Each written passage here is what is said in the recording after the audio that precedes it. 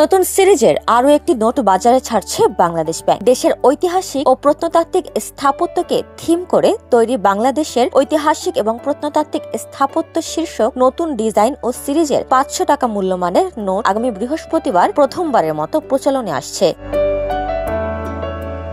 Bangladesh bank জানায়, governor doctor Ahsan H মনসুরের স্বাক্ষরযুক্ত এই নতুন নোটটি ৪ ডিসেম্বর প্রাথমিকভাবে কেন্দ্রীয় ব্যাংকের মতিঝিল অফিস থেকে ইস্যু করা হবে। পরে ধাপে ধাপে বাংলাদেশ ব্যাংকের অন্যান্য অফিস থেকেও বাজারে ছাড়া হবে।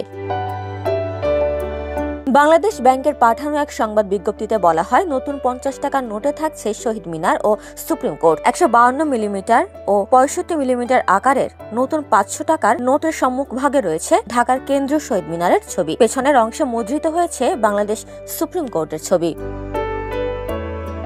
নোটের মাঝখানে ব্যাকগ্রাউন্ড হিসেবে ব্যবহৃত হয়েছে পাতা ও কলিসহ প্রস্ফুটিত জাতীয় শাপলা। নোটটিতে জলছাপ হিসেবে রয়েছে রয়্যাল বেঙ্গল টাইগারের মুখ এবং নিচে ইলেকট্রোটাইপ ৫০০। সবুজ রঙের আধিক্য থাকলেও সামগ্রিকভাবে নোটের ডিজাইন আরও আধুনিক ও নিরাপদ।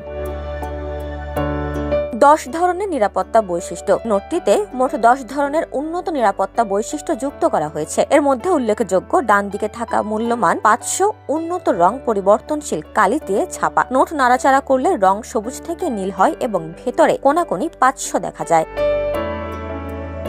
বাম পাশে ৪ মিলিমিটার চওড়া লাল রঙের পেঁচানো নিরাপত্তার সুতা, যা আলোয় ধরলে ৫০০ টাকা লেখা স্পষ্ট দেখা যাবে। নাড়াচাড়া করলে লাল অংশ সবুজ হয় এবং সোনালী বার রংধনুর মতো নিচে ওপারে চলমান দেখা যায়।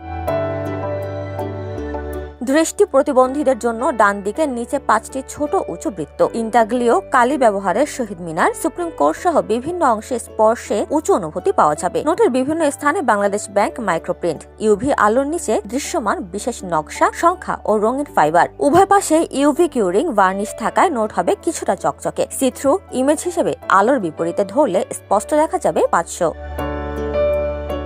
বাংলাদেশ ব্যাংক জানায়, নতুন ডিজাইনের পাশাপাশি বর্তমানে প্রচলিত সব কাগজের নোট ও ধাতব মুদ্রা আগের মতোই চালু থাকবে। এছাড়া সংগ্রাহকদের জন্য ৫০০ টাকার নমুনা নোটও মুদ্রণ করা হয়েছে, যা টাকা জাদুঘর বিভাগ, মিরপুর থেকে সংগ্রহ করা যাবে। ডেস্ক রিপোর্ট, সোনালী নিউজ।